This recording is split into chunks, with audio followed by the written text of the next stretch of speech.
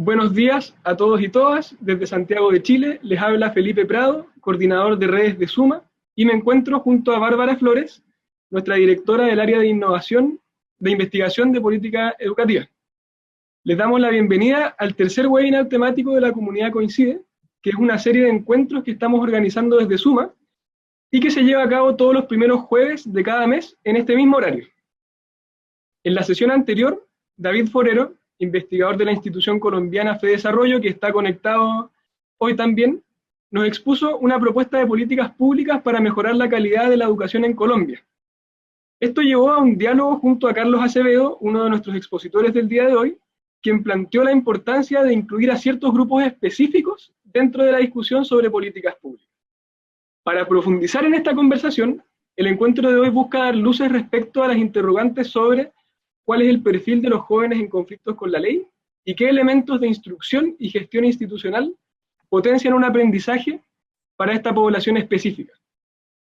Los expositores encargados serán, me va a pasar aquí a la siguiente diapositiva, los expositores encargados van a ser, por un lado, Carlos Acevedo, quien es director del Laboratorio de Innovación e Investigación Educativa en el Centro de Cooperación Regional para la Educación de Adultos en América Latina y el Caribe, más conocido como CREFAL.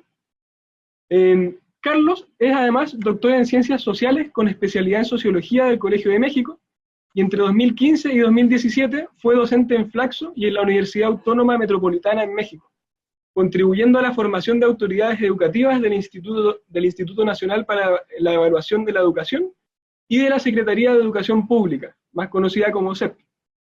En 2016 participó en la confección de materiales pedagógicos para la SEP y asesoró a la Dirección General de Tratamiento para Adolescentes y a la UNICEF en la confección de un modelo educativo para jóvenes en conflicto con la ley. Sus líneas de investigación se concentran en epistemología, desigualdad social y educativa, inclusión social, movimientos sociales y políticas públicas. Por otro lado, nuestro segundo expositor de hoy es Roberto Franco, quien también es coordinador del Laboratorio de Innovación e Investigación Educativa en CREFAL, es maestro en estudios del desarrollo de la Universidad de Sussex y ha trabajado con el PNUD, la FAO, el Tecnológico de Monterrey y la Universidad misma de Sussex.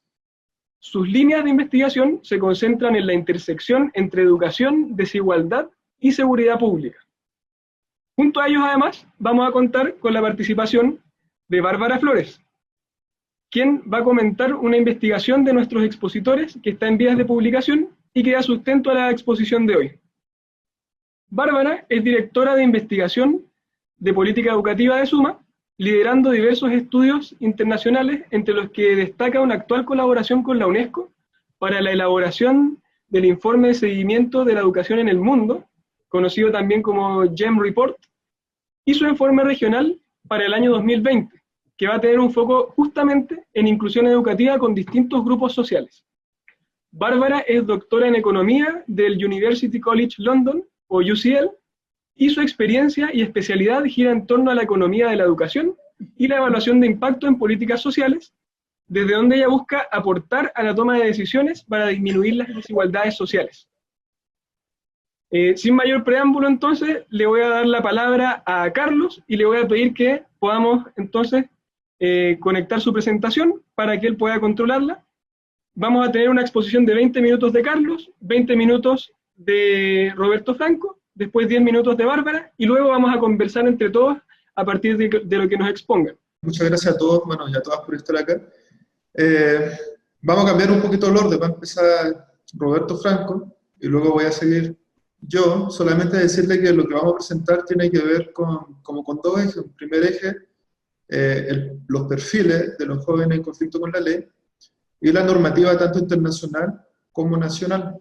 Me refiero al caso de México. Después de esta parte vamos a presentar una experiencia que tuvimos de investigación de campo en dos comunidades educativas. Las comunidades, bueno, son centros de retención de adolescentes, donde se le presta una serie de servicios para su rehabilitación y reinserción.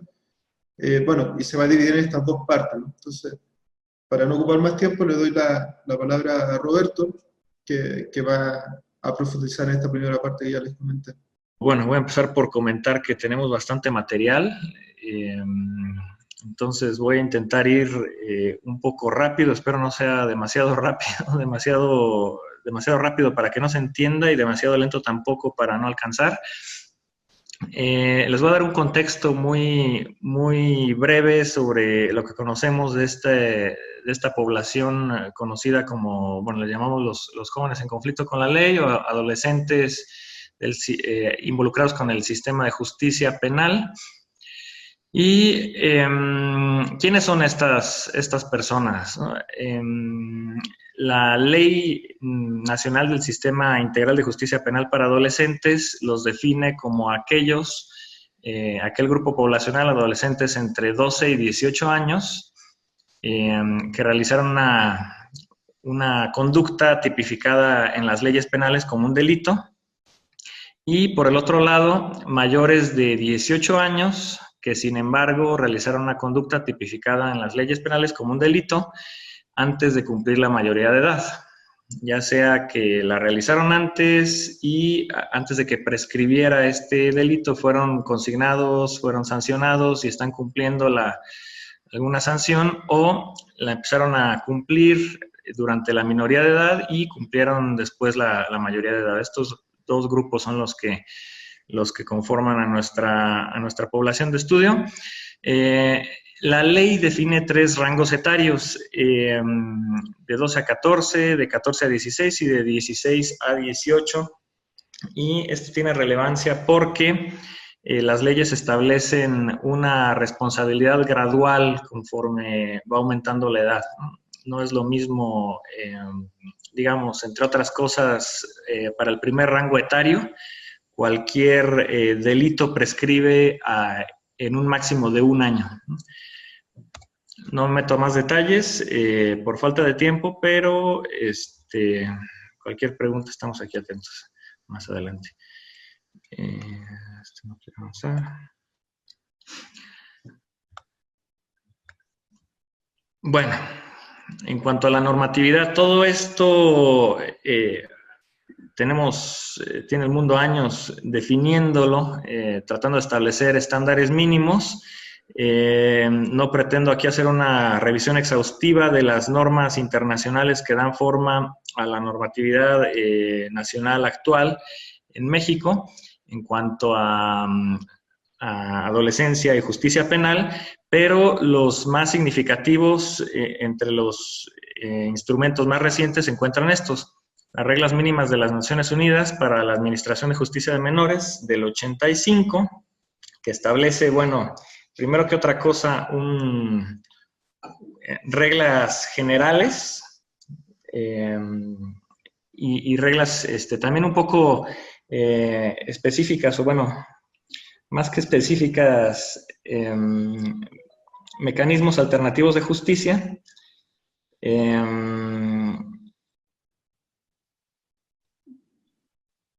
Y bueno, el interés superior de la niñez no está incluido todavía, se acuña hasta 1989, pero a partir de aquí ya básicamente todo lo que encontramos en el cambio de la normatividad mexicana en el 2016 viene desde entonces, ¿no?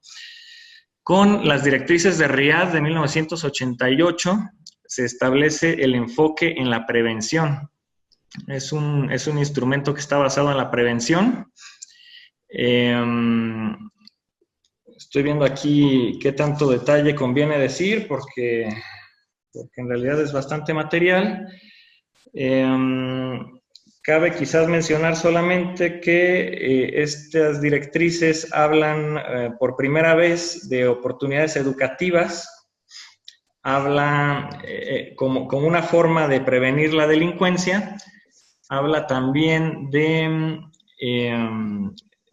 que los expertos ya hacen un llamado a no llamar a los jóvenes extraviados, delincuentes, predelincuentes, porque esto genera que se desarrollen algunas pautas permanentes de comportamientos indeseables.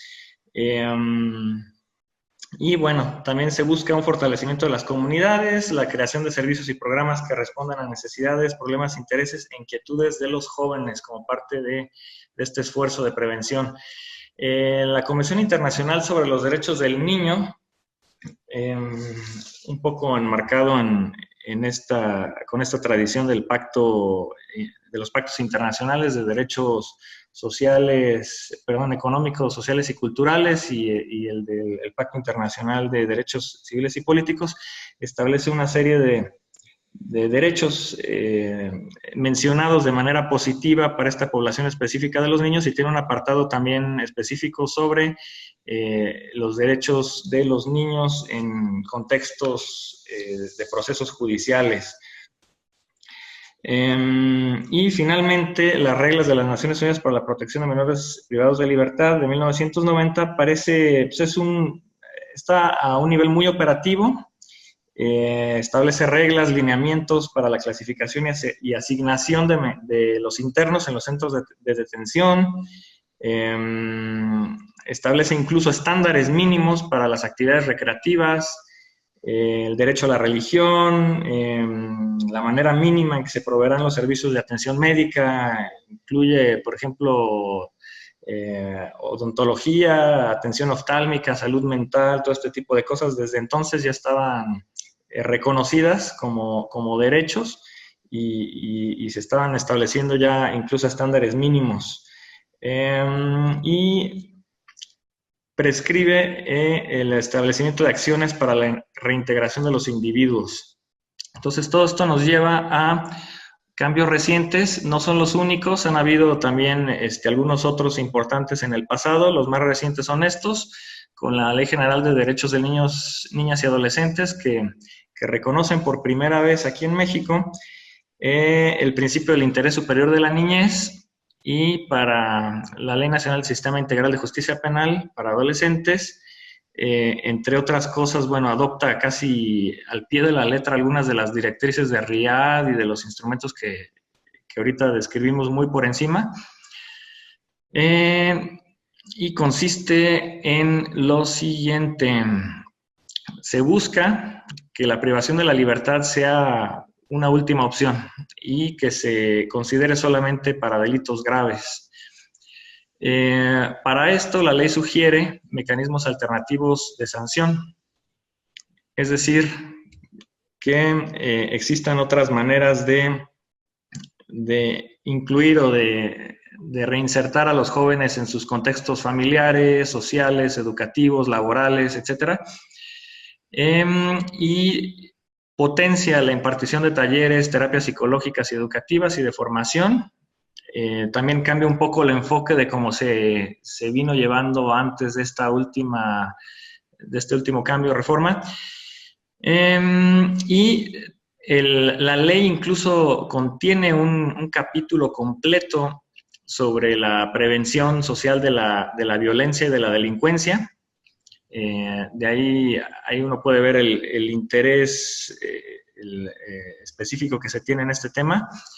Establece que se debe de hacer a través de políticas públicas, programas, etcétera, e incluso menciona específicamente a organismos internacionales, iniciativa privada, gobiernos locales, como copartícipes o corresponsables de este tipo de acciones y de políticas públicas para promover la prevención, de manera que es una normatividad, es una ley, se puede decir, transversal, que abarca muchos ámbitos de acción de la vida pública y privada, pero consideramos que se queda un poco corta en cuanto a que no establece metas, tampoco hay una reglamentación secundaria que establezca todavía bien a bien qué hace cada quien, y entonces, pues esto todavía, mucho de esto lo vemos plasmado en las leyes, pero no necesariamente todavía aplicado en campo. Define incluso la normatividad, 3 tipos de prevención: primaria, secundaria y terciaria, de acuerdo al enfoque, ya sea, la primaria son medidas universales para cualquier adolescente que no ha tenido ningún acercamiento con la ley, con las leyes penales. La secundaria para adolescentes que tienen algún riesgo, que están en situaciones vulnerables, y la terciaria para poblaciones específicas que ya han tenido algún acercamiento, que conocen al sistema de justicia penal. Esto nos es relevante porque, bueno, ya más adelante cuando el doctor Carlos Acevedo les hable de la intervención que estamos preparando, podemos ver cómo es que queremos abordar esta problemática, ¿no? Rescato de lo anterior que la normatividad ya establece la prevención como una de las cuestiones centrales, es algo en lo que quisiéramos nosotros abocarnos un poco. Y bueno, la cuestión de la reinserción, ¿no? Que es el objetivo central del nuevo modelo de justicia. Lo que anteriormente se llamaban los tutelares, ahora conocidos más como comunidades, se buscan potenciar a través de esta nueva normatividad como comunidades socioeducativas. Yo creo que Carlos les va a detallar un poco más sobre esto en su presentación. Y es importante también decir que se reconoce con esta normatividad el derecho de los internos de los centros de internamiento a cursar el nivel educativo que les corresponde, la instrucción técnica y formación para la reinserción profesional. Disculpa, Roberto, ya llevamos 11 minutos. ¿Ya? Ok, perfecto, me voy más rápido todavía. Bueno, aquí está un poco una descripción de algunos de los valores de las propuestas que hacen las directrices de RIA. De hecho, esto está copiado directamente, casi de manera literal.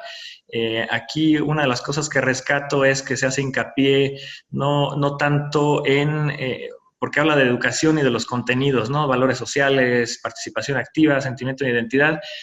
Se hace hincapié no tanto en los contenidos, no hablamos de historia, de español, de matemáticas, contenidos específicos, sino habilidades específicas para crear comunidad y para la solución de controversias, ¿no? Como una sociedad. Entonces, esta es una de las cosas que rescato, que se incluyen en esta normatividad.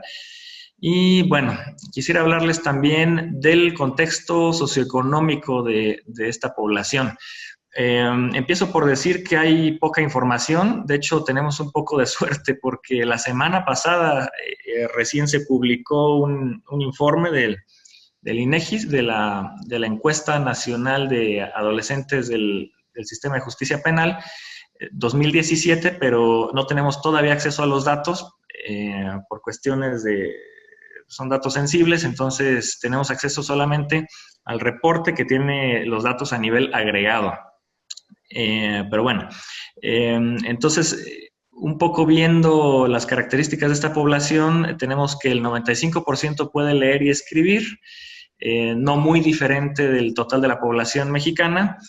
El 75% de esta población tiene la educación básica terminada. No tenemos datos más específicos o a nivel de grupos como para saber si, digamos, un grupo etario específico tiene algún atraso y de cuántos años, ¿no? Conforme a lo que se esperaría de la educación formal,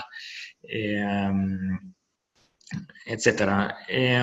Bueno, se sabe que vienen de entornos socioeconómicamente altamente desfavorecidos y de problemas con la autoridad, y tienen problemas con la autoridad. Esto coincide con la literatura, con los casos internacionales. Y bueno, no tenemos aquí nosotros localmente datos concretamente sobre el aprendizaje, las habilidades de aprendizaje y problemas de aprendizaje que tengan los adolescentes, pero en la literatura internacional se tiene algunos autores entre el 33, el 40 y hasta el 70% de la población en otros contextos tiene problemas de aprendizaje. Quisiéramos saber aquí en México cuál es la situación, no tenemos datos. Bueno, el contexto familiar. Los empleos más frecuentes entre padres y tutores son pintores, herreros, taxistas, choferes, labores en el campo. Entonces, sabemos que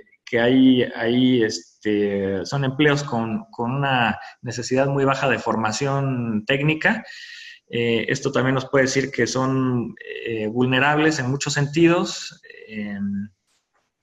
Y bueno, se sabe también por y comparando con la literatura en casos internacionales, que antes de ingresar al sistema judicial, esta población ya acumulaba experiencias escolares negativas como ausentismo, suspensión, deserción, expulsión, etcétera, ¿no? Ahora, estos datos vienen de un estudio que incluso es previo a estos últimos cambios. La normatividad viene desde 2003, pero me parecen relevantes por muchas razones, sobre la prevalencia del delito entre adolescentes a nivel geográfico. Vemos aquí los mapas del país. Tenemos que, comparando un poco, este estudio hace una serie de comparaciones por grupos geográficos, rescato dos, entre las fronteras norte y sur. Vemos que los estados del norte, estos 6 grandotes, que representan solamente el 18% de la población, tienen, sin embargo, el 60% de los ingresos. Ahí le llamaban ingresos. La mayoría de los adolescentes en ese entonces, incluso aunque no tuvieran sanción, estaban en prisión preventiva, entonces por eso le llaman ingresos. La frontera sur, por el contrario, con el 8% de la población, representa solo el 4% de los ingresos, 4.5%. Igualmente, estados con ciudades considerables de tamaño, pobladas, mayores a 1.5 millones, aunque tienen solamente el 37% de la población del país, representan el 67% de los ingresos. Carlos, disculpa, 5 minutos. Gracias. Esto nos dice, bueno, dos posibles hipótesis. Una es la cuestión aquí del papel preponderante viendo un poco la delincuencia como un mercado en términos un poco economicista, puede tener que ver con la cuestión aquí de los mercados rentables de las drogas, que tiene que ver con la frontera norte, etcétera, pero también puede tener que ver con las comunidades en los cinturones de periferia de las ciudades que reciben mucha de la migración que viene del campo a las ciudades y del sur al norte, ¿no? Que estos cinturones típicamente tienen poco acceso a los servicios, entre ellos educativos, ¿no? Servicios de todo tipo, públicos, pero educativos también, ¿no? Y eso genera un campo de cultivo importante para la delincuencia, para la descomposición social. Bueno, es común la adicción a los estupefacientes entre esta población. Muchos de estos jóvenes han abandonado el hogar por lo menos alguna vez, se han ido con parientes, con conocidos. 6% de estos se fueron a la calle. Casi la mitad de las mujeres han estado embarazadas. Esto nos dice mucho, es una población con mucha vulnerabilidad, con poco acceso a servicios de salud, a artículos de higiene y de prevención. Y 10% de la población tuvo un proceso jurídico previo. Bueno, algunos de los delitos principales por los cuales se ha sancionado a estas personas son robo con violencia, homicidio, portación de armas prohibidas, robo de vehículo, y una proporción muy pequeña ya secuestros, delitos contra la salud, delincuencia organizada, etc. Bueno, 80% de estos jóvenes ha sido sentenciado, los demás están a la espera, pueden estar llevando un proceso en libertad o en confinamiento. 20% son solamente los que cumplen una sanción sin goce de libertad y otro 14% recibe una sanción en estancia domiciliaria. La mitad ha declarado sufrir violencia física o psicológica durante alguna parte del proceso, casi siempre durante la detención. Con esto nos referimos a insultos, incomunicación, golpes, etc. Entonces hablamos de que las normas incluso más básicas que establece los instrumentos internacionales y la normatividad nacional en muchos casos no se cumplen. Bueno, en internamiento, las características de la población en internamiento, en un 90% continúa sus estudios, tiene que continuar sus estudios como parte de sus sanciones. La mitad o poco más participan en talleres culturales, 66% algún tipo de capacitación para el trabajo. Y la mayoría recibe también algún tipo de apoyo psicológico, terapia, psicoterapia grupal, etc. En externación, cambia un poco los datos. Aquí tenemos Del 89 pasa al 85, que continúa con sus estudios. Es parte de sus planes individualizados. 20% participa en actividades comunitarias, 14% en talleres culturales y 11% algún tipo de capacitación para el trabajo. También la mayoría recibe algún tipo de apoyo psicológico, terapia familiar o psicoterapia grupal. No dedico más tiempo a la cuestión de la duración de las medidas por falta de tiempo, pero estará en el material para su consulta posterior. Algunos problemas ya para finalizar. ¿Perdón? Un minuto. ¿Ya se me acabó? Un minuto. Bueno, tengo 2 diapositivas muy pequeñas. Algunos problemas o pendientes que hacen falta de lo que observamos aquí, tanto en la normatividad como en los casos. Lo que se puede observar es que, nos falta evidencia sobre las actividades en los centros de internamiento, ¿no? Y de su impacto. Se establece en la normatividad desde el 88, internacional y aquí localmente. Sin embargo, no sabemos qué es lo que está pasando en los centros. Hay un esfuerzo, aquí lo que se llama el PASIA, que todavía no sale a la luz, se está trabajando, pero para conocer un poco sobre lo que están haciendo las autoridades en materia de talleres, educación y demás, qué es lo que se le está enseñando a los adolescentes en conflicto con la ley. Esto nos serviría mucho para poder afinar las intervenciones, saber qué funciona y qué no. Hasta ahora hay poca información. Buenas prácticas, se sabe muy poco en términos de gestión institucional y de enseñanza. No existen datos sobre reincidencia entre menores de edad, pero la encuesta nacional de poblaciones privadas de libertad, que es mayoritariamente o principalmente adultos, arroja que el 55% de esta población privada de la libertad es reincidente. Podemos esperar quizás unas proporciones similares para nuestra población de menores, no sabemos, quisiéramos saber. Bueno, y una vez egresados, los jóvenes encuentran dificultades para reinsertarse en sus estudios, familia, sociedad, vida laboral, etc. Eso sí lo sabemos por algunos reportes, pero hace falta alguna información más. Bueno, yo creo que le paso el uso de la palabra a Carlos para que detalle un poco más sobre la intervención que estamos desarrollando y que nos gustaría a nosotros también conocer un poco del auditorio, qué es lo que piensan, nos puedan hacer incluso sugerencias. Muchas gracias. Bueno, lo que les comentaba un poco, Roberto, es que actualmente hay un cambio, hay una nueva ley, hay un cambio como del sentido de las comunidades de tratamiento. Es un tránsito de ver las comunidades como control a verlas ya como comunidades socioeducativas, donde hay una educación integral. Entonces, con esa base, el año pasado nosotros visitamos 2 comunidades, una de externamiento y una de internamiento, para ver cuáles eran las buenas prácticas de gestión institucional y de enseñanza, y para tener esos datos, esa evidencia, de alguna forma apoyar a todo este cambio que se está realizando, ¿no? Para presentarle, no sé, a la autoridad y a otros investigadores cuáles son las buenas prácticas detectadas en comunidades para que se puedan replicar en este cambio de énfasis. Entonces, bueno, visitamos 2 comunidades de tratamiento, no les voy a decir cuáles, por tema de confiabilidad, una en encierro y otra donde cumplen sus medidas en libertad. ¿Qué significa esto? Que no están encerrados, pero deben ir diariamente a las comunidades a tomar talleres, por ejemplo, talleres laborales, educación y terapias de aprendizaje, terapias de psicología, la misma actividad que se realizan en las comunidades de internamiento se llevan a cabo en las comunidades de internación. Entonces, bueno, se realizaron entrevistas, grupos de discusión con funcionarios, con talleristas, pedagogos, con los directivos, o sea, con todos los funcionarios.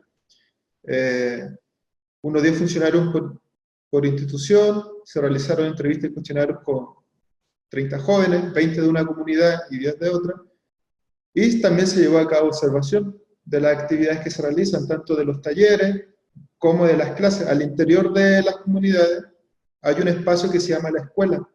En este espacio hay pedagogas que se dedican a nivelar a los chicos para que terminen ciertos grados escolares, pero así se llama escuela, ¿no? Entonces, a pesar de una serie de desventajas que más o menos ya la ha comentado Roberto, pudimos constatar que sí se están logrando buenas prácticas en estos sectores y que estas buenas prácticas generalmente tienen como base motivar a los jóvenes y a los funcionarios. Entonces eso es lo que voy a desarrollar en la presentación. Bueno, un poco contrastamos lo que eran los perfiles que más o menos lo presentó Roberto con los perfiles de estas comunidades, de los jóvenes. Entonces tenemos que la gran mayoría de los jóvenes ha abandonado la escuela 1 o 2 años antes de ingresar. Muchos de ellos se dedicaban a actividades delictivas con las que conseguían sumas de dinero importantes que no obtendrían los trabajos a los que ellos pueden acceder por sus redes sociales y por su nivel educativo. Y sus crímenes, bueno, para los que han sido, por los que fueron condenados son bastante variados. O sea, van de robo hasta violaciones y homicidios. Ahora, con la nueva ley, lo que se está tratando de hacer es que los que están en encierros solamente sean los de delitos más graves. Y que en las comunidades de externamiento estén los chicos con los delitos menos graves. Ahora, bueno, algunos jóvenes, muchos de ellos, tenían que aportar económicamente a sus hogares. Aportaran o no aportaran, la mayoría de ellos trabajaban, eran chavos, los chicos que trabajan. Ahora, sobre el tema escolar, o sea, la mayoría señalaba que la experiencia escolar anterior les aburría, que no les parecía importante, que no representaba un reto, que no los desafiaban, ¿no? Y traen rezagos escolares importantes en lectoescritura y en operaciones matemáticas. Y acá tenemos un dato interesante que, bueno, esto no lo tenemos en otros tipos de información en México, que gran parte de ellos tienen problemas de aprendizaje, diagnosticados por las terapeutas de aprendizaje que están en estas comunidades. Y es mayor, es bastante mayor para la población de internamiento. O sea, el 90% de los jóvenes que están en internamiento reciben terapias especiales de aprendizaje, en contra del 20% de los chicos que están en externamiento. Ahora, mucho de esto se debe según los profesionales, ¿no?, a que son jóvenes que han consumido o que consumen drogas muy duras, que tienen efectos muy perjudiciales en términos de aprendizaje, pero también en condiciones de mala alimentación, en los periodos de gestación del embarazo, y también en su niñez, ¿no? O sea, que tienen efectos importantes para su posterior desarrollo cognitivo y de aprendizaje. También una cantidad considerable de los jóvenes sufre problemas de autoestima, problemas de atención, concentración, y está como esta problemática importante de no poder proyectarse en el tiempo. O sea, generalmente son jóvenes que viven el día al día y que no planifican, y por esa razón las terapias psicológicas se enfocan mucho a generar planes de vida, ¿no? A planificar objetivos y plantear metas legales, ¿no?, legítimas para conseguirlo. Efectivamente, constatamos que hay un problema de autoridad, pero este problema de autoridad es con relación a la gente, a los funcionarios que no son sus pares. Porque, o sea, los chavos, o sea, sí tienen toda una jerarquía, toda una estructuración de la autoridad, pero con relación a sus pares, se respeta y es legítima, ¿no? Entonces creo que es un punto importante a destacar. Ahora, las características socioeducativas de las comunidades. Primero, se constató que no existe un modelo diseñado para estos jóvenes. O sea, ellos trabajan con otros modelos para jóvenes que no han cometido delitos, o están rezagados, o para adultos, pero no hay un modelo diseñado específicamente para ellos. Por ejemplo, uno de los importantes es el INEA, que, bueno, es del Instituto Nacional para la Educación de Adultos, en México. Cuando los chavos trabajan con este y otros modelos muestran diversas dificultades, por ejemplo, no se motivan y no consiguen los resultados. Gran parte, entre el 80 y el 90%, no aprueba los exámenes para los que están siendo preparados. Entonces, tenemos una problemática educativa muy relevante con relación a la utilización de estos modelos.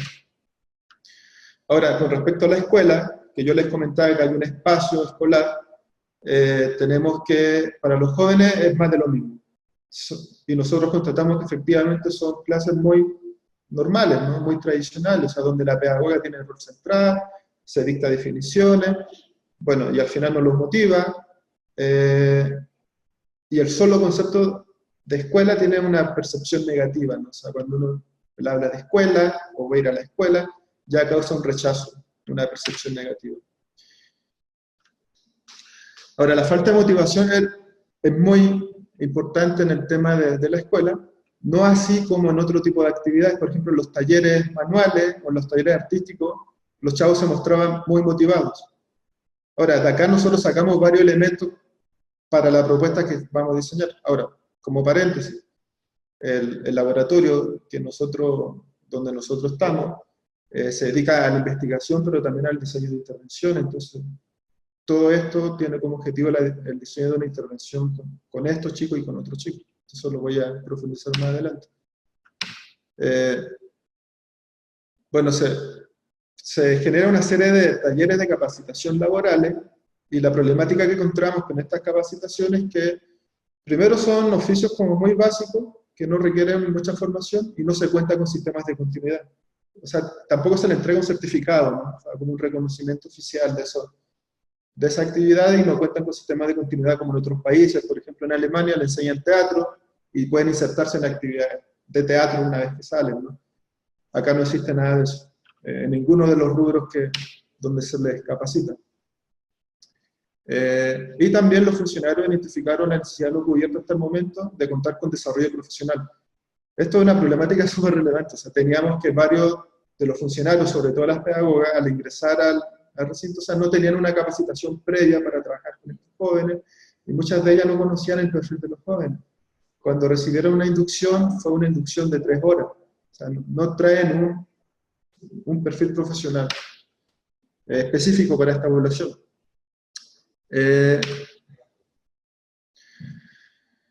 A ver, buenas prácticas observadas.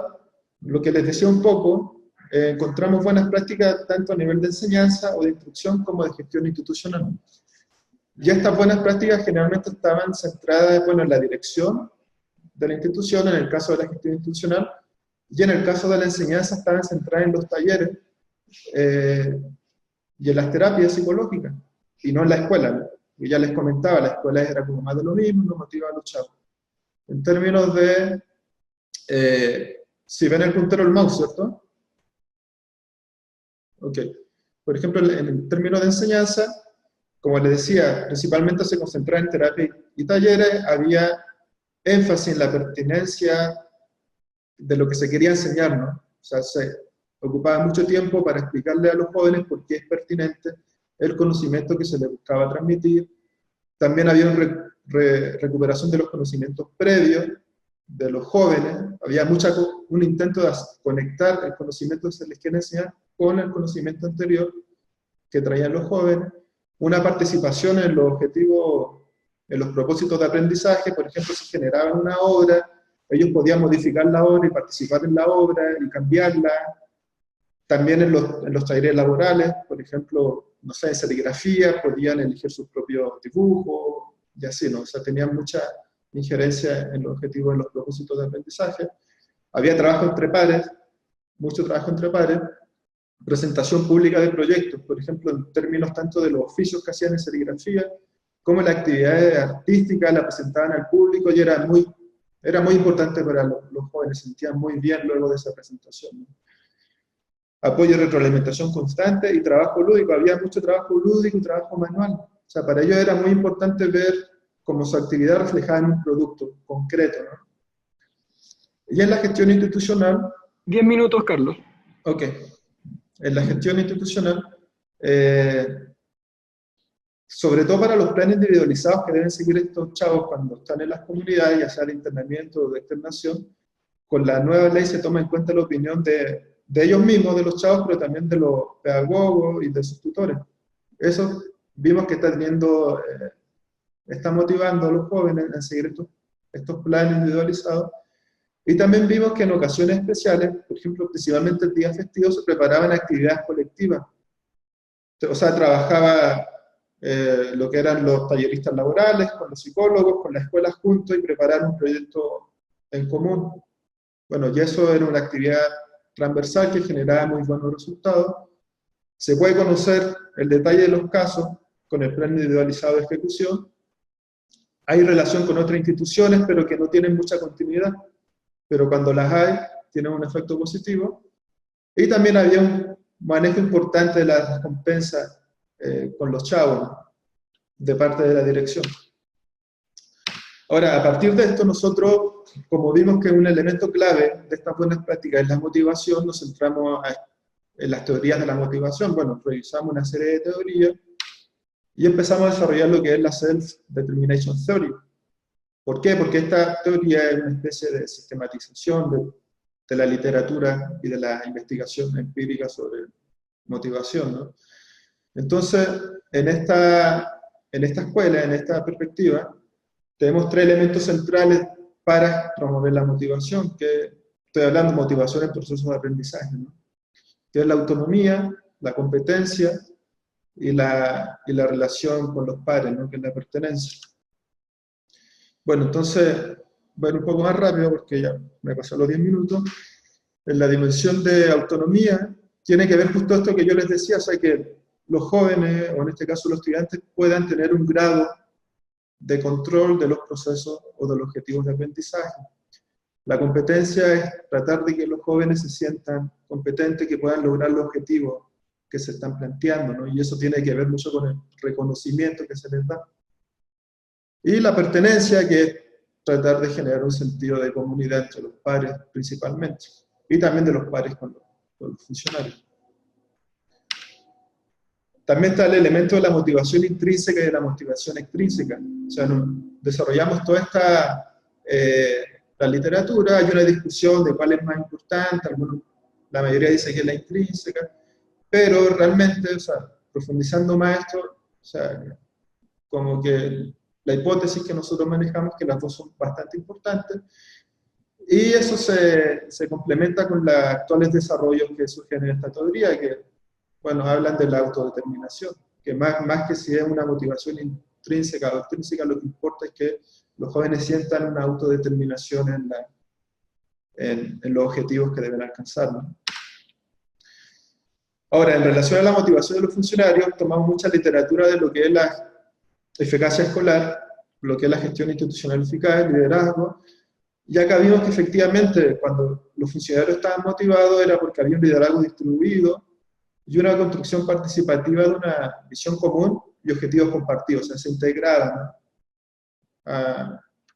Se les consultaba y se sentían partícipes de esta visión, de la visión institucional. Ahora, con esta base nosotros, que es la parte que más nos interesa, generamos un paquete de intervención, sobre todo pensando en el ámbito educativo. Ahora, este paquete de... 5 minutos, perdón. Oh, ok. Entonces, en este paquete de intervención, nosotros creemos que puede ser un paquete de intervención universal. Claro, especificándolo de acuerdo a ciertos contextos y poblaciones. Y nos basamos en las buenas prácticas que hemos detectado en este y en otras investigaciones, en la Self-Determination Theory, en la eficacia escolar y en el liderazgo. Entonces tenemos que este paquete lo que buscamos es implementar práctica en 2 niveles. O sea, primero lo que tiene que ver con el nivel del aula, un núcleo pedagógico, también como se llama, que, bueno, es el espacio donde se lleva a cabo lo que es la enseñanza y el aprendizaje. Entonces, bueno, ¿qué consideramos que son aspectos importantes para implementar, para promover la educación en estos jóvenes y en otros? Reconocimiento de avances cualitativos en los estudiantes, tales como logros en disciplina, convivencia, confianza con padres y funcionarios. Generalmente el reconocimiento, bueno, los pedagogos acá en México le llaman cuantitativo, o sea, son de pruebas muy estandarizadas. Y muchos de ellos dicen que no se reconocen otro tipo de avances. Y eso hace que se frustre el joven, que se frustre también el pedagogo o la pedagoga. Entonces hay que avanzar en ese tipo de reconocimiento, aunar el contenido que se pretende enseñar con el conocimiento previo y cotidiano que poseen los estudiantes, realización de ejercicios lúdicos y de simulación, por ejemplo esto de roleplay, manualidades, poner en situaciones concretas y distribuir los roles, ¿no? Y después cambiar esos roles. Flexibilidad, que los estudiantes participen en la definición de los objetivos a alcanzar, promoción de trabajo colaborativo y enseñanza entre pares. Acá hay una intervención que está teniendo muy buenos resultados en México y en Chile, que tiene que ver con el trabajo basado en proyectos, ¿no? Bueno, y en Estados Unidos también, que toma estos principios. trabajar en los factores emocionales de los estudiantes, retroalimentación constante, y algo que es muy importante, tratar de generar un ambiente donde no se tenga temor a cometer errores, ¿no? Más bien que los errores sean vistos como una oportunidad de aprendizaje. Bueno, cuando uno es niño, uno no tiene miedo a aprender y aprende muy rápido, ¿no? A medida que se va creciendo, como que la sociedad castiga el error, ¿no? Con el ridículo y con un montón de otros elementos de control social. Entonces, tratar de avanzar en una perspectiva donde el error no se vea como algo negativo. A nivel de gestión institucional, es muy importante lo que es el trabajo transversal entre las actividades que se llevan a cabo entre la aula y los espacios. Generalmente están desconectados, ¿no? Tanto en una escuela como en este tipo de centros. Entonces, es necesario avanzar en una conexión, y eso implica mucho trabajo colaborativo, o sea, que los pedagogos, los profesores conversen entre ellos, se pongan de acuerdo, que vean experiencias y generen objetivos comunes. Tomar en cuenta la opinión de los jóvenes, docentes, madres y padres en el objetivo y promover su participación. Trabajo colaborativo en torno a temas pedagógicos. Minimización de trabajo administrativo. Generalmente hay mucho trabajo administrativo en cualquier institución educativa que uno va. Formación continua pertinente en relación a la población de estudiantes con los que se trabaja. Formación y persuasión a distintos actores en relación a los contenidos y procedimientos de la intervención. Esto es muy importante porque siempre es común que se diseñen intervenciones, pero no se generan como los mecanismos apropiados para que la gente se convenza, internalice esas intervenciones, las comparta. Más bien son impuestas, ¿no? Entonces faltan siempre, se pierde de vista que los sistemas educativos también son sistemas políticos. Un minuto. Hay que negociar y persuadir. Promoción de relaciones continuas con otras instituciones educativas, de salud deportiva, bueno, lo mismo, retroalimentación entre actores, que no se tenga miedo a cometer errores. Ahora, conclusiones. A ver, las comunidades tratan con jóvenes con dificultades de todo tipo. O sea, si hablamos de jóvenes desfavorecidos, en diversos términos, o sea, los jóvenes en conflicto con la ley son altamente desfavorecidos y prioritarios. Son jóvenes que no solamente provienen de orígenes sociales desfavorecidos, sino que poseen problemas de aprendizaje y una considerable falta de motivación. Entonces, lo que nosotros más o menos manejamos en este estudio es que la hipótesis de que sí es posible generar las condiciones sociales para que cada uno de estos jóvenes, independientemente de sus condiciones, pueda aprender bien y pueda aprender mejor, ¿no? Entonces, estos son los elementos que nosotros creemos que sí estamos avanzando, y por eso el paquete de intervención. Y ya, no sé si las preguntas guía las dices tú o las digo yo. Carlos, ahora muchas gracias por tu presentación. Ahora vamos a pasar al comentario de Bárbara Flores, y después entonces presentemos las preguntas que ustedes tienen para el público asistente del día de hoy. ¿Te parece? Claro. Súper. Muchas gracias de nuevo, Carlos. Voy a compartir ahora la presentación que preparó Bárbara. ¿Me confirman, por favor, si es que la pueden ver? ¿La pueden ver? Sí, se ve. ¿Se ve? Ya. Entonces partimos, por favor, Bárbara Flores, del equipo de Suma. Nosotros desde Suma nos hemos sumergido al estudio de educación inclusiva, y sobre todo estamos muy interesados en grupos vulnerables y grupos en riesgo de ser marginados de la educación. Y en ese contexto están los jóvenes en conflicto con la ley, y especialmente los jóvenes privados de libertad. Y cuando empezamos a indagar cuánta información existe sobre estos jóvenes en Latinoamérica, la información es tremendamente, muy escasa, y generalmente está muy enfocada a la vulneración de derechos que ocurre dentro de los centros privativos de libertad en términos de maltratos y abusos. Por lo tanto, la investigación del rol de la educación, cómo se lleva a cabo, cuáles son los planes de programa específico, es un tema tremendamente importante y relevante bajo un enfoque de derecho, y el cual no está siendo abordado actualmente Entonces, para comenzar, bueno, muchas felicitaciones por el esfuerzo que están haciendo por llevar a cabo esta investigación. Nosotros desde Suma también estamos intentando hacerlo, comenzando con un trabajo también con estudios de caso en los centros privación de libertad para adolescentes en Chile, y esperamos que esto se pueda expandir y poder generar mayor información en la región. Ahora voy a los comentarios más específicos de su estudio. Bueno, lo que nos han comentado muy brevemente, Roberto y Franco, tenemos una caracterización de los jóvenes en conflicto con la ley en México. Sabemos que es deserción previa, es un contexto de alta vulnerabilidad, y por lo tanto el rol de la educación es crucial. Uno, como reinserción a la sociedad, no solo hacia el mercado laboral, sino que también a la continuidad de estudio. Y hemos visto cómo la motivación también se transforma en un elemento a trabajar, la motivación de los jóvenes. Y dentro de los resultados me parece muy interesante mencionar que algo que no está, yo sé que hemos estado como con límites de tiempo, pero es importante, sería importante que pudieran profundizar en su artículo sobre la institucionalidad de estas comunidades, es decir, cuáles son las instituciones que intervienen, si es el Ministerio de Justicia, el Ministerio de Educación, quiénes están a cargo de generar estos planes, son las propias comunidades, son directores, son instituciones públicas, son instituciones privadas.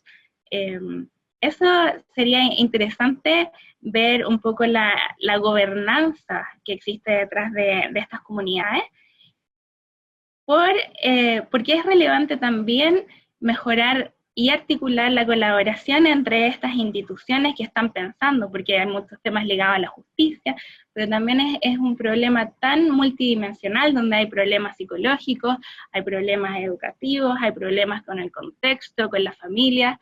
Entonces, ¿cómo se puede llevar a cabo todo esto de intervenciones multisectoriales dentro de las comunidades? Luego, lo que es muy interesante, el hallazgo que ustedes hacen respecto a que la forma de enseñanza formal pareciera que no es muy efectiva para estos jóvenes, entonces hay que tratar de evitar el diseño tradicional y enfocarse en modalidades alternativas de enseñanza, y integrando a la escuela en otras actividades. Aspectos que se podrían considerar, bueno, ya los he mencionado, entiendo que, yo sé que esto es información muy sensible, por lo tanto, es muy difícil acceder a la información administrativa respecto a cuántos son, respecto al total de la población en los países, por tramos de edad, por tipos de delito, pero sería interesante al menos tener una magnitud de cuán importante es el problema, cuántos jóvenes son respecto a la población total. El marco institucional, que ya lo mencioné, y hay algo que nos mencionan a través de su presentación que tiene que ver con el género de estos jóvenes. En todos los estudios que nosotros hemos visto, esto es un problema predominantemente masculino, alrededor del 95% de los jóvenes en conflicto con la ley son hombres. Por lo tanto, eso también nos lleva a pensar que todos los planes también deberían tener un enfoque de género, porque aun cuando existe un 5% que son mujeres, bueno, ¿cómo estas mujeres son tratadas en las comunidades son mixtas? Me imagino que no, deben haber centros femeninos, pero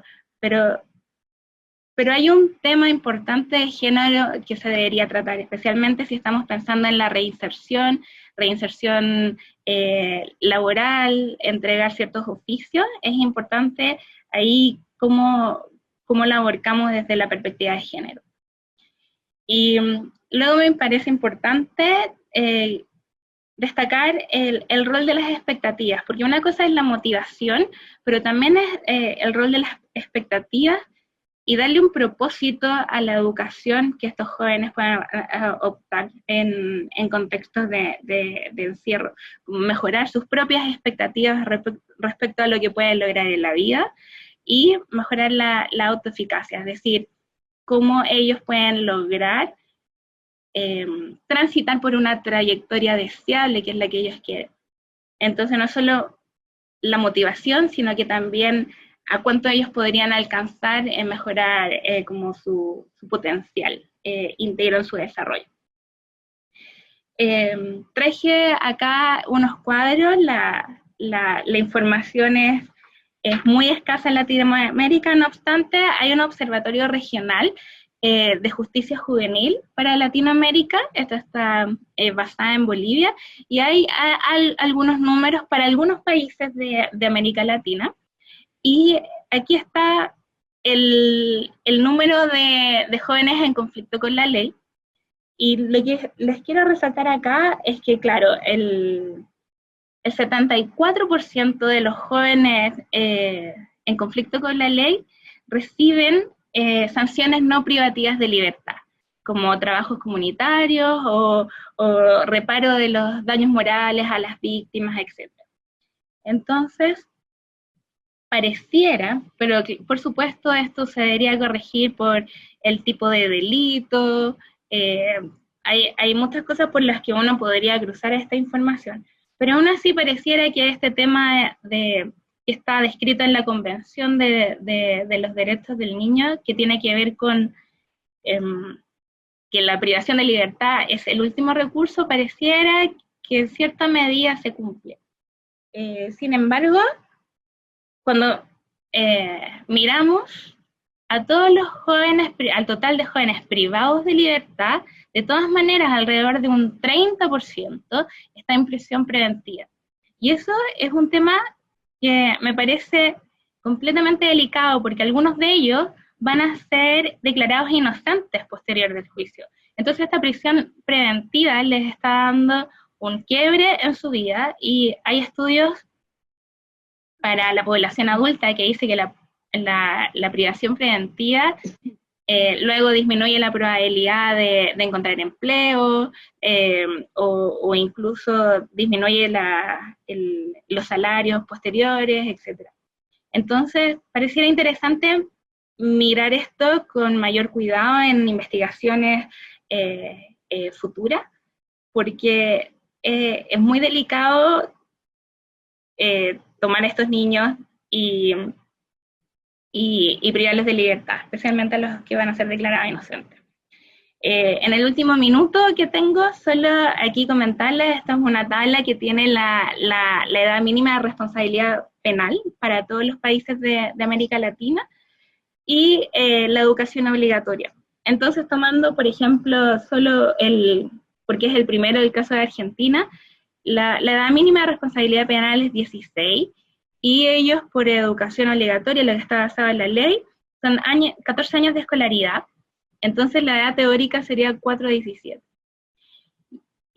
Entonces, en teoría, si es que un joven es condenado a los 16 años, a la edad mínima de responsabilidad penal adolescente, por 2 años, es que es condenado por 2 años, necesariamente el Estado debe garantizar la educación de ese joven por 2 años. Entonces, bueno, aquí está, después con los materiales lo van a poder revisar. Pero hay un rol del garante del Estado que debe ser relevado en estos contextos de encierro. Y aquí dejo las preguntas para que abramos la discusión, pero tiene que ver con la prisión preventiva, especialmente para los casos de jóvenes inocentes. Luego, el rol de la educación, no solo como rehabilitación, sino que también como un enfoque de derechos, que estos jóvenes deben ser educados y garantizar la educación independiente de lo que hagan en el futuro. Luego, sobre la duración de la condena, también es súper relevante pensar en si es que los jóvenes en promedio están 2 meses, quizás no es tan relevante ese plano específico, pero si son más de 2 años, 3 años en que están en contexto de encierro, entonces, bueno, es importante tomar mucha mayor relevancia la educación. Entonces también, cómo somos flexibles respecto a la duración.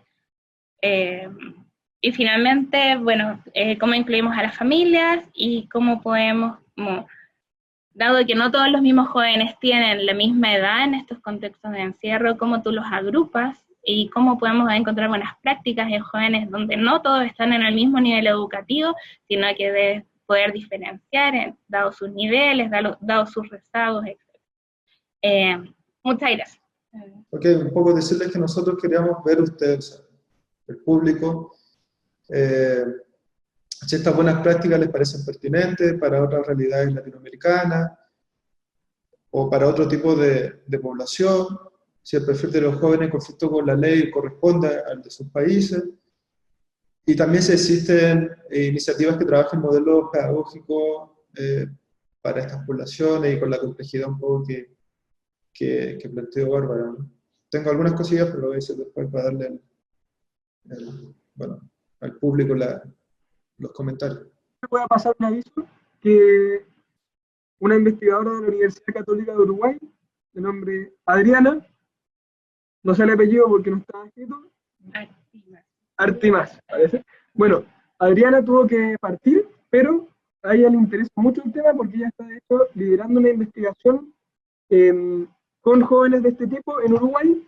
Están realizando un estudio de caso, así que ella dejó su correo y le interesa mucho justamente poder vincularse después de esta reunión contigo, Carlos, con Bárbara y con todos los que les interese este tema. Así que ahí ya vamos de a poquito también trazando lazos de colaboración que se extiendan más allá de este encuentro, ¿sí? Está ese dato ahí. Ella es Adriana Aristimuño, investigadora de la Universidad Católica de Uruguay. Entonces, vamos con las preguntas. David, por ejemplo. Pues muy interesante la presentación. Muchas gracias, Carlos y Roberto. Yo solamente tenía como una especie de pregunta y un comentario. Entonces, la pregunta es si digamos, para estos jóvenes la solución se limitaría como a un concepto de una pedagogía especial, que cualquier docente pueda adquirirla y darla a los jóvenes, o si se requieren además más una inversión mayor, digamos, económica mayor, para intentar meterlos en proyectos productivos, darles un capital semilla, o etcétera, o plantear que solamente desde la parte pedagógica se puede solucionar digamos, la educación para estos jóvenes. Y el comentario sobre la pedagogía. Yo creo que lo más importante de una pedagogía dirigida a jóvenes en estas condiciones es que sea activa, es decir, que asuma a los jóvenes no como un sujeto pasivo, sino como un sujeto activo del aprendizaje, y que les dé a ellos como la iniciativa, y que les dé la oportunidad de participar y de guiar su propio aprendizaje.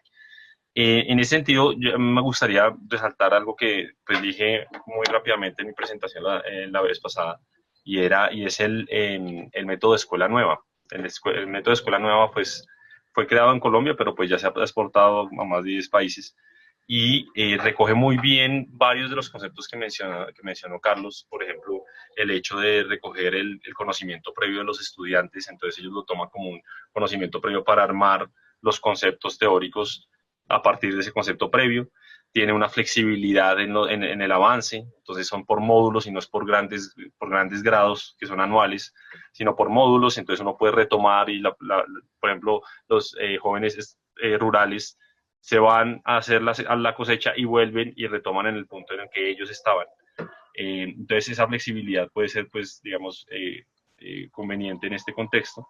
Y trabajo entre pares, que es que los mismos estudiantes se apoyan entre ellos, y esa interacción yo creo que favorece la construcción de competencias socioemocionales, que yo creo que es lo que más se necesita. Y pues lo último es, se ha pensado que en estos contextos es necesario tener clases multigrupo. O sea, cuando uno tiene una clase en donde tiene de octavo grado, de noveno grado y de décimo grado en el mismo, y cómo manejar esto, o pues simplemente como un concepto tradicional de, bueno, ustedes entran a octavo y ellos entran a noveno con los estudiantes de noveno, o más bien tratamos a todos por separado en una clase multigrupo, pero con características especiales para este conjunto de estudiantes. Eso es. Voy a decir algunas cosas ya, a ver si Roberto quiere complementar. Bueno, unas cositas súper rápido, que actualmente en México lo que se está tratando de hacer es que haya menos jóvenes en encierro y que los jóvenes, bueno, que tienen algunos de estos problemas, cumplan su medida no en encierro. Y entonces estamos teniendo la situación de que a estos jóvenes que van a estar en libertad, van a estar en sistemas educativos normales, tradicionales. Entonces, más o menos tenemos como esa prioridad de generar un modelo o sistema de enseñanza que dé cuenta de la necesidad específica de estos jóvenes que ahora van a estar en libertad. Lo otro que es súper importante, o sea, nos decían un poco el caso de Uruguay, pero cualquiera que se quiera sumar a esto que estamos haciendo nosotros, compartir experiencia, totalmente bienvenido, ¿no? O sea, si podemos hacer una intervención no solamente en México, sino que en otras experiencias latinoamericanas, es genial, es la idea. Incluir a la familia es central, tanto en estas poblaciones como en todo lo que sabemos de eficacia escolar, es central, ¿no? Incluir a la familia. Ahora, respecto a las preguntas y los comentarios, efectivamente, sí creo que está esa coincidencia con la escuela nueva, con algunas cosas también de, bueno, de Montessori, ¿no? De toda esta nueva pedagogía. Creo que es central, o sea, efectivamente está esa conexión y tenemos que trabajarla más. No creo que con la pedagogía, con un nuevo modelo educativo, baste para reintegrar a estos jóvenes, para nada, ¿no? O sea, sí debe ser una intervención sistemática, donde además de la intervención educativa deban tener mayores oportunidades laborales, o también continuidad de las capacitaciones que se le hacen en las comunidades, después para seguirlas una vez que terminan sus medidas. Por eso mismo, como que lo que estamos planteando son como alcances muy limitados, ¿no? O sea, primero, que los jóvenes logren certificar su grado, que traen un gran problema de rezago, ¿no? O sea, que logren certificar, pero que también logren aprender elementos específicos, por ejemplo, resolución de conflictos de manera pacífica, sin violencia, aprendan a convivir, y un objetivo central es aprender a aprender. O sea, más o menos estamos planteando tener efectos, pero en aspectos que un modelo educativo los puede tener, ¿no? O sea, más allá de que se integren laboralmente o en ese tipo de cosas, lo cual es lo ideal tener una intervención sistémica y sistemática. Ahora, en ese mismo sentido identificamos como dos problemas también, o sea, en términos de prevención prácticamente hay muy poco, y en términos de aftercare, que es cuando los jóvenes ya terminan su medida, no hay nada. Entonces, también sería muy importante diseñar intervenciones en términos de prevención, que nosotros como LINE también la estamos desarrollando, y como aftercare, ¿no? Después de que estos jóvenes terminan sus medidas, hay que seguirle dando apoyo, ahora sí, de diversos tipos, no solamente educativos, sino que también psicológico, familiar, una serie de elementos que en nuestros países latinoamericanos no están, ¿no? Creo que tenemos que empezar a ir desarrollando. Y por último, sí decir que estas poblaciones son muy... En un curso, por ejemplo, uno tiene diversidad, no solamente de grado, sino que también de rezago. Por ejemplo, no sé, algunos jóvenes tienen la secundaria completa, pero traen rezagos de primaria, ¿no? Entonces, generalmente hay que darle clases de multigrado, y nosotros hemos avanzado en darle una capacitación multigrado a los funcionarios que trabajan con ellos, y creo que es muy importante, o sea, no solamente es un problema que sea multigrado, sino que también se puede ver como una ventana de oportunidad, y que tengan como estos niveles distintos. Por ejemplo, ponerlos a trabajar juntos, y que más o menos entre ellos se vayan enseñando de acuerdo a sus niveles, ¿no? Estamos tratando de avanzar en esa, bueno, como en ese espacio también de oportunidad, y por eso que estamos también pensando, diseñando como role-playing, poniéndolo en situaciones y asignando, por ejemplo, roles dependiendo de sus niveles y de su rezago educativo. Pero, repito, es una muy buena oportunidad para promover un trabajo grupal entre pares. Y bueno, y eso. No sé, Roberto, ¿quiere decir algo? Yo creo que no, dado el tiempo, no sé si quisiéramos atender. Hay otra pregunta en el chat que estoy viendo acá abajo. De hecho, tenemos una pregunta de Guillermo Palma Muñoz. que es bastante extensa. Entonces yo le estaba preguntando por interno a Guillermo si es que quisiera plantear el argumento asociado a la pregunta también a viva voz. Vale. Planteaba que resulta un tanto paradójica la primera pregunta respecto a si son las prácticas presentadas pertinentes para otra realidad latinoamericana, puesto que la normativa educacional, al menos en Chile, no contempla la educación no formal, sino que pone la educación al servicio de una malla curricular que está estandarizada, es decir, en torno a la educación formal como se entiende en cualquier colegio fuera de los contextos de encierro. Incluso acá esta educación está homologada a la educación de adultos.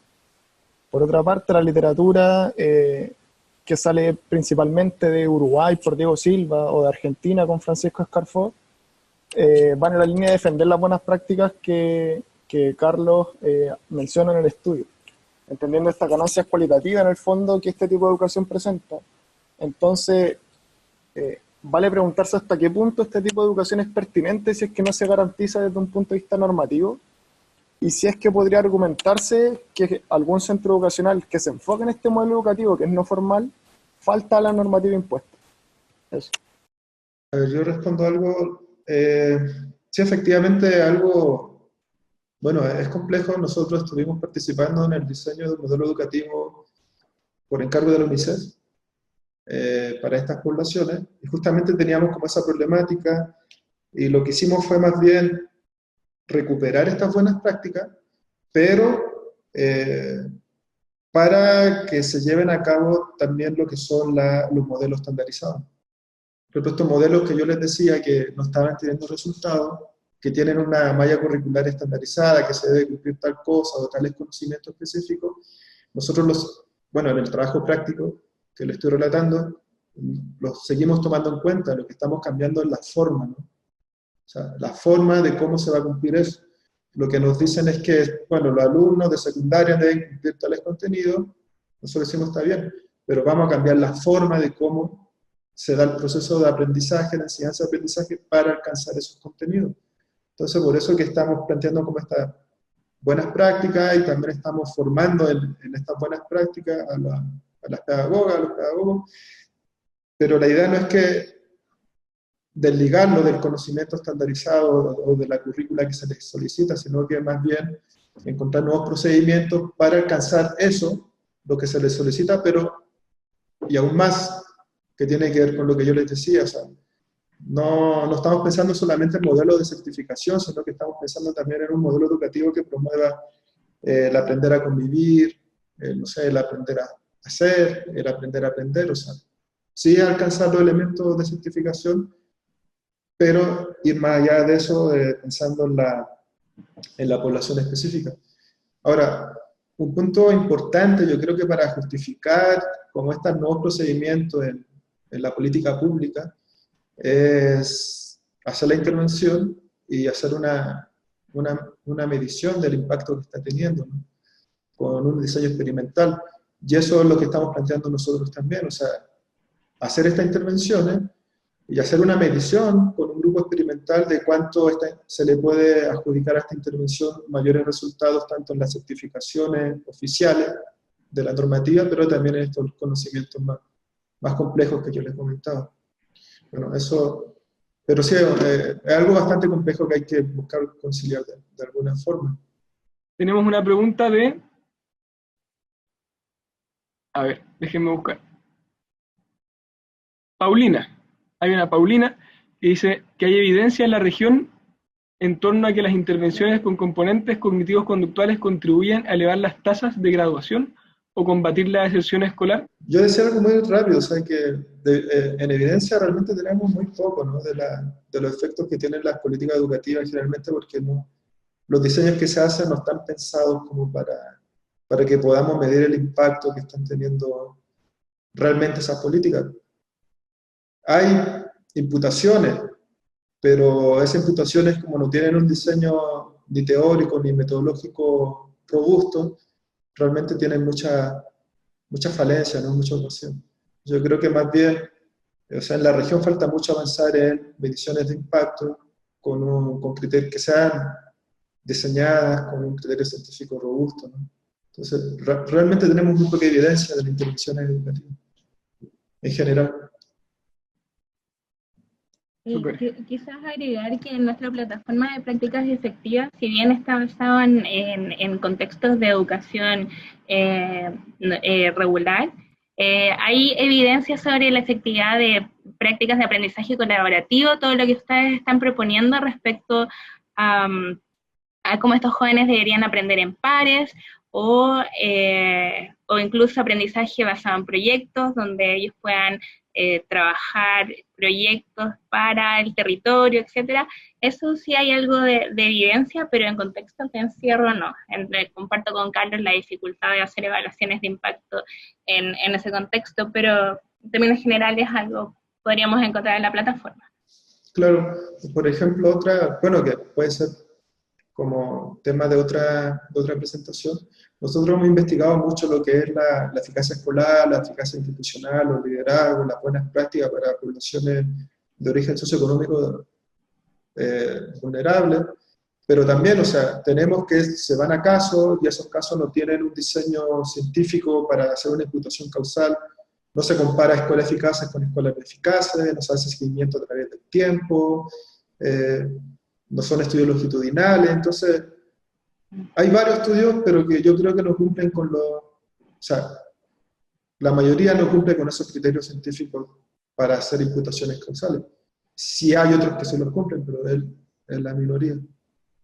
Entonces, creo que esa es una ventana de oportunidad para que los que estamos metidos en estos temas empecemos a avanzar en estudios más robustos de las buenas prácticas. Súper, súper. Bueno, tenemos que continuar esta conversación muchas veces más, así que por el momento yo creo que ya alcanzamos a tocar hartos puntos. Les propongo que hagamos cierre de la sesión de hoy.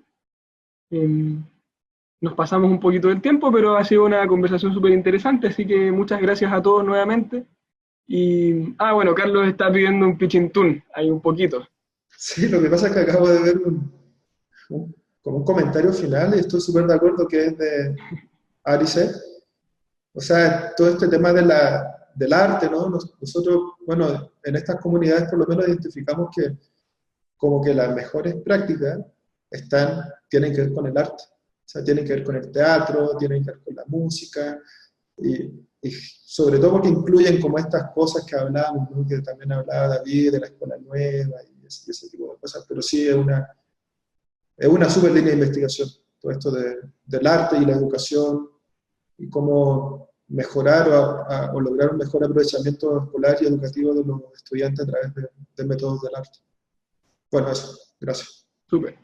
Perfecto. Le voy a pedir a Ari que nos envíe material sobre esto para compartirlo también en el acta y que puedan conocerlo en mayor detalle. ¿Les parece? Bueno, entonces estamos por hoy. Muchas gracias nuevamente y estamos en contacto. Saludos. Saludos. Vamos a... Saludos. Gracias. Saludos. Sí.